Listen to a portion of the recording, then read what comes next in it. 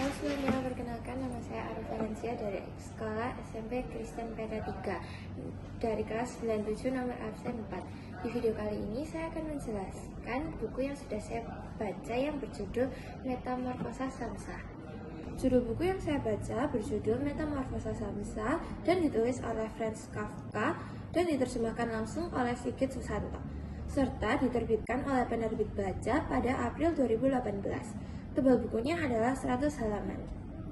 Di hari yang pertama, pada tanggal 23 Juli 2025, saya membaca halaman 1 hingga 32. Cerita penting tentang buku ini dari halaman 1 hingga 32 adalah Gregor Samsa adalah seorang pedagang keliling yang menjadi tulang punggung keluarganya. Tetapi suatu pagi ia terbangun dari mimpi buruknya dan melihat dirinya telah berubah menjadi serangga raksasa yang sangat menjijikan. Ia berusaha beradaptasi dengan tubuh barunya yang memiliki kaki-kaki kecil dan berekat. Namun, kesulitan bangun dari tempat tidur atau membuka pintu kamar. Tubuhnya yang mengerikan membuatnya tidak bisa bekerja dan berkomunikasi dengan normal, meski pikirannya tetap sama seperti manusia biasa. Keluarganya, ayah, ibu, dan adiknya, Greta, mulai khawatir karena Gregor terlambat bekerja. Ketika Gregor akhirnya berhasil keluar kamar, penampilannya yang mengerikan membuat keluarganya kaget dan jijik, terutama ayahnya yang mengusirnya kembali ke kamar. Keluarganya yang awalnya mengandalkan dan bergantung pada Gregor perlahan-lahan menjauh, merasa jijik dan malu.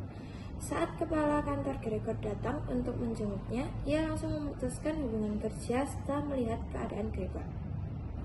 Pada hari kedua, pada tanggal 24 Juli 2025, saya membaca halaman 33 hingga 66.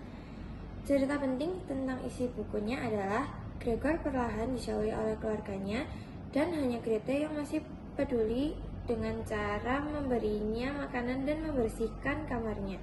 Sementara ibu dan ayahnya menghindarinya. Kondisi keuangan keluarga memburuk karena Gregor tidak bisa bekerja lagi.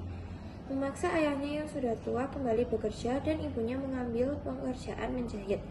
Gregor yang semakin lemah mendengar keluarganya berdiskusi tentang betapa beratnya hidup dengan kehadirannya. Suatu hari ketika Greta memainkan biola untuk para penyewa kamar, Gregor keluar karena terharu. Tetapi penampilannya membuat penyewa ketakutan dan memutuskan untuk pergi. Ayahnya marah dan melempari Gregor dengan apel. Salah satunya bersarang di tubuhnya dan menyebabkan luka serius. Pada hari ketiga, 25 Juli 2025, saya membaca dari halaman 67 hingga halaman 100. Cerita penting tentang isi bukunya adalah Gregor yang semakin lemah dan terluka menghabiskan hari-harinya dalam kesendirian di kamarnya. Keluarganya mulai mengabaikannya sepenuhnya. Bahkan Greta yang dulu merawatnya kini menyarankan agar mereka mengusirnya. Gregor mati dalam kesepian dan keluarganya merasa lega. Setelah kematiannya, mereka memutuskan pindah dari apartemen itu. Di akhir cerita, orang tua Gregor menyadari bahwa Greta telah tumbuh menjadi gadis cantik dan mereka mulai memikirkan masa depan yang lebih cerah. Seolah Gregor tidak pernah ada di dalam kehidupan mereka. Metamorfosa Samsa menceritakan kisah seorang pedagang keliling yang menjadi tulang punggung keluarganya, yaitu Gregor Samsa.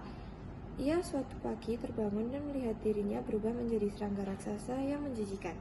Gregor terkejut melihat dirinya yang kesulitan melakukan aktivitas yang biasanya ia lakukan. Perubahan ini mengubah hidupnya secara drastis.